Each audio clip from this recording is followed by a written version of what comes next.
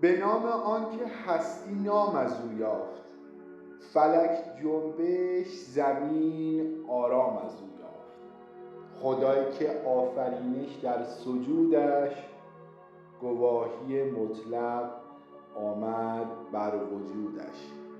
جواهر بخش فطرت‌های باریک، به روز آرنده شب‌های تاریک. غم و شادی نگار و بیم و امید، شب و روز آفرین و ماه و خورشید. العلم السلطان، علم انسانو به عزت و پادشاهی میرسونه. دروازه های ماورا رو باز کنید، با اندیشه در عمق هستی رازهای نهفته در عالم رو کشف کنید. کلید رازهای ماورا شناخت اصل وجود و روح حقیقی شماست.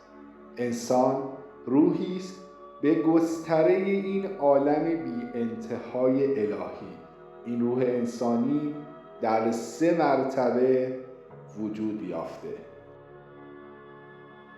در بالاترین درجه انسان روحی است در عالم نور یا عالم جبروت. پایین تر از اون نفس انسانی که 3 عالم ملکوت و 1 عالم دنیا رو در بر گرفته. انعکاس عالم ملکوت این دنیای فیزیکی با چندین میلیارد کهکشان رو پدید آورده.